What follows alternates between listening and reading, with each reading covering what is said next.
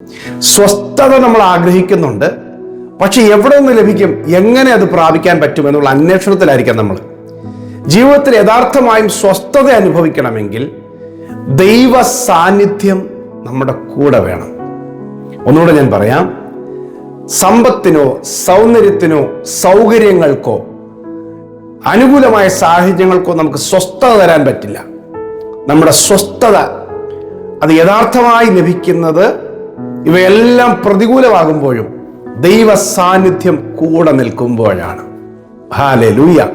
ഇന്നത്തെ ശാലോം സന്ദേശത്തിൽ കർത്താവ് തരുന്ന ദൂത്, നിങ്ങൾക്ക് സാഹചര്യങ്ങളെല്ലാം പ്രതികൂലമായിട്ടുള്ള വ്യക്തിയായിരിക്കാം, പക്ഷേ അതിന് നടുവിൽ ദൈവം നിങ്ങൾക്ക് സ്വസ്ഥത തരാൻ ആഗ്രഹിക്കുകയാണ്. ഈ സന്ദേശം നിങ്ങളോട് പറയുന്നത് പുറപ്പാട് പുസ്തകം 33 അധ്യായത്തിൽ ദൈവത്തിൻ്റെ ദാസനായ മോശയോട് ദൈവം പറയുകയാണ്, ഈ ജനത്തിൻ്റെ കൂടെ, ഈ ഇസ്രായേൽ കൂടെ ഞാൻ വരില്ല. അവർ ദുശ്ശാഠ്യമുള്ള ജനമാണ്. അവർ ആഡംബരം ഒത്തിരി ഇഷ്ടപ്പെടുന്നു. അവർ സത്യ ആരാധന വിട്ട് വിഗ്രഹാരാധന ഇഷ്ടപ്പെടുന്നു. അവർ ദൈവഭക്തി വിട്ട് ധനമോഹികളായി ജീവിക്കാൻ പോകുന്നു. അതുകൊണ്ട് ഞാൻ അവരുടെ കൂടെ വരില്ല. നിനക്ക് മുമ്പായി ഞാൻ ദൂതനെ അയച്ചോളാം, അവൻ വാഗ്ദത്തങ്ങളൊക്കെ നിറവേറ്റിത്തരും, എല്ലാ കാര്യങ്ങളും ചെയ്യും, നിങ്ങൾ വാഗ്ദത്ത കനാന്തേശത്തൊക്കെ എത്തിച്ചേരും, പക്ഷെ ഞാൻ കൂടെ വരില്ല. ഹല്ലേലൂയ. അപ്പൊ ദൈവം കൂടെ വരില്ല എന്ന് മോശയോട് പറയുമ്പോൾ മോശ ചിന്തിച്ചില്ല, ഏതായാലും ബാക്കിയെല്ലാം നടക്കുമല്ലോ, വാഗ്ദത്തം എല്ലാം കിട്ടുമല്ലോ, ദൂതൻ കൂടെ ഉണ്ടല്ലോ, ഇനിയിപ്പോ ദൈവം വന്നില്ലെങ്കിലും കുഴപ്പമില്ല എന്നല്ല ചിന്തിച്ചത്.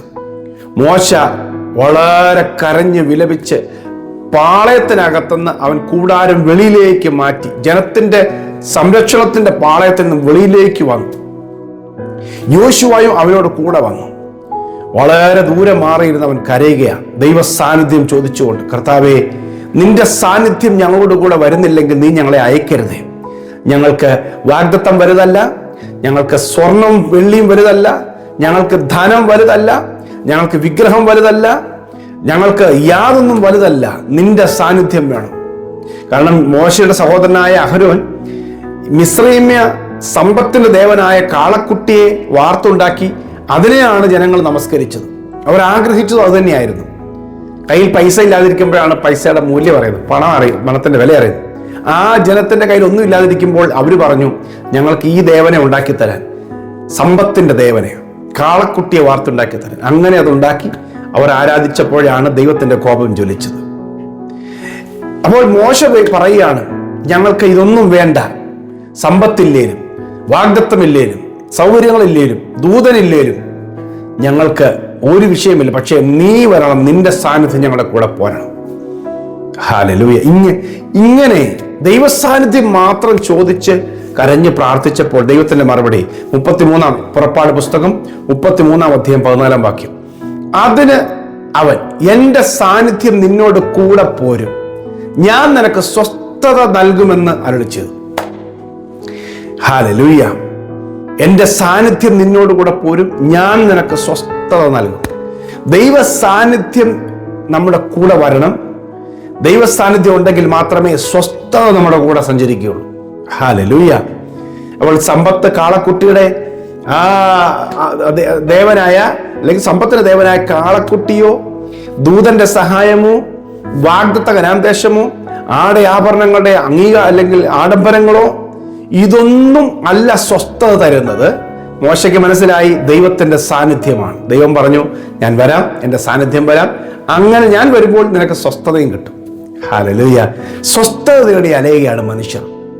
എവിടെ ലഭിക്കും സ്വസ്ഥത? നല്ലൊരു ശതമാനം ആളുകളും സ്വസ്ഥതയ്ക്ക് ആശ്രയിക്കുന്ന, അല്ലെങ്കിൽ അവർ പ്രതീക്ഷിക്കുന്നത് പണമുണ്ടെങ്കിൽ സ്വസ്ഥതയുള്ളതാണ്. പണക്കാരെല്ലാം സ്വസ്ഥത അനുഭവിക്കുന്നില്ല. ധനവാന്മാർക്ക് ഉറക്കമില്ല. ആ ഭാഗത്ത് അങ്ങനെ നമുക്കറിയാം, ആ കാര്യങ്ങളൊക്കെ അറിയാവുന്ന കാര്യമാണ്. സ്വസ്ഥത പിന്നെ എവിടെ ലഭിക്കും? അംഗീകാരങ്ങൾക്കോ അല്ലെങ്കിൽ ആഡംബരങ്ങൾക്കോ, വില കൂടിയ വസ്ത്രമോ, വില കൂടിയ ആഹാരമോ, വില കൂടിയ വാഹനങ്ങൾ, ഇതൊക്കെ സ്വസ്ഥത തരുന്നു. അതെല്ലാം നമ്മളെ സഹായിക്കാനുള്ളതാണ്. അതൊന്നും ദോഷമാണെന്നല്ല ഞാൻ പറഞ്ഞത്. പക്ഷേ നമുക്ക് സ്വസ്ഥത ഇവിടെ നിന്നൊന്നും അല്ല ലഭിക്കാൻ പോകുന്നത്. ഇവയില്ലെങ്കിലും സ്വസ്ഥത ലഭിക്കും ദൈവ സാന്നിധ്യത്തിൽ നിന്നും. ഇന്ന് ദൈവം നിങ്ങൾക്ക് അത് തരാൻ ആഗ്രഹിക്കുന്നു. എത്ര പേര് അത് പ്രാർത്ഥിക്കും? കർത്താവേ, എനിക്ക് വേണ്ടത് നീയാണ്, നിന്റെ സാന്നിധ്യമാണ്. അങ്ങനെയാണ് പറയേണ്ടത്, നിന്റെ സാന്നിധ്യമാണ് എനിക്ക് വേണ്ടത്. എല്ലാവരും പറയും, കർത്താവേ നീ ഞങ്ങളെ ഇങ്ങോട്ട് വരണ്ട, നിന്റെ സാന്നിധ്യം വേണ്ട, നീ സ്വസ്ഥത തന്നാൽ മതി, സൗഖ്യം തന്നാൽ മതി, വിടുതൽ തന്നാൽ മതി. പക്ഷേ എൻ്റെ വീട്ടിലേക്ക് വരാനായിട്ട് സക്കായി പറഞ്ഞതുപോലെ നീ എൻ്റെ വീട്ടിൽ വരണ്ട. ശതാധിപൻ പറയാണ്, എൻ്റെ വീട്ടിൽ വരാനുള്ള യോഗ്യത എനിക്കില്ല. അപ്പോൾ എൻ്റെ വീട്ടിൽ വന്നു കഴിഞ്ഞാൽ ഞാനൊരു ഭയങ്കരമായ മാനസാന്തരപ്പെടേണ്ടി വരും, മാറ്റം വരുത്തേണ്ടി വരും. ശരിക്കും ദൈവം ആഗ്രഹിക്കുന്നു നമ്മുടെ കൂടെ വസിക്കാൻ. സക്കായിയെ വേഗം ഇറങ്ങി വാ, ഇന്ന് ഞാൻ നിന്നോട് കൂടെ പാർക്കേണ്ടതാകുന്നു. ആമേൻ. നിങ്ങളുടെ വീട്ടിൽ കർത്താവ് പാർക്കുമ്പോൾ, നിങ്ങളുടെ ഹൃദയത്തിൽ കർത്താവ് പാർക്കുമ്പോൾ സ്വസ്ഥത വരും. അവിടെ അങ്ങനെയൊക്കെയുള്ള ദൈവിക സ്വസ്ഥത അനുഭവിക്കുന്നതിനെ സംബന്ധിച്ച് പിറുപിറുപ്പിന്റെ ആവശ്യമൊന്നുമില്ല. അവരെന്നെ മൈൻഡ് ചെയ്തില്ല, ഇവരെന്നെ സഹായിച്ചില്ല, ഇവർ നോക്കിയില്ല, ഇവർ വിളിച്ചില്ല, ഇവർ കരുതിയില്ല, ഇവരെന്നെ എൻകറേജ് ചെയ്തില്ല, മോട്ടിവേറ്റ് ചെയ്തില്ല, കൈത്താങ്ങിയില്ല എന്നൊന്നും അവിടെ പരാതിയുടെ ആവശ്യമില്ല. കാരണം അതെല്ലാം ഫില്ലാകുകയാണ് കർത്താവിന്റെ സാന്നിധ്യം വരുമ്പോൾ. ആമേൻ. അവിടെ വാഗ്ദത്തമുണ്ട്, അവിടെ ധനമുണ്ട്, അവിടെ നന്മയുണ്ട്, അവിടെ സന്തോഷമുണ്ട്, അവിടെ ആഹ്ലാദമുണ്ട്, ആഡംബരമുണ്ട്. ഇതെല്ലാം അപ്പന്റെ വീട്ടിലുണ്ട്. സ്വസ്ഥത അനുഭവിക്കുന്നവൻ ഇതെല്ലാം അനുഭവിക്കാൻ പറ്റും. ആമേൻ. ദൈവ സാന്നിധ്യം അനുഭവിക്കുന്നവൻ ഈ സ്വസ്ഥതയും ഈ നന്മകളെല്ലാം അനുഭവിക്കാൻ പറ്റും. എനിക്ക് വേണ്ടത് ഞാൻ അകന്നുപോയി, ദൈവസാന്നിധ്യം അകന്നുപോയി, ദൈവത്തിൽ നിന്ന് അകന്നുപോയി മടങ്ങി വന്ന് അവിടുത്തെ സാന്നിധ്യം അനുഭവിക്കണം. ഹല്ലേലൂയ.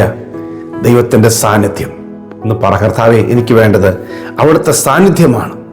ഹല്ലേലൂയ. വേറെ ഒന്നുമല്ല. യോഹന്നാന്റെ സുവിശേഷം 14:16 കർത്താവ് പറയുന്നുണ്ട്, ആർക്കും എടുക്കാൻ കഴിയാത്ത സമാധാനം, എൻ്റെ സമാധാനം ഞാൻ നിങ്ങൾക്ക് തന്നേച്ചു പോകുന്നു. ആർക്കും അത് നിങ്ങളിൽ നിന്ന് അപഹരിക്കാൻ പറ്റുകയില്ല. ഹല്ലേലൂയ.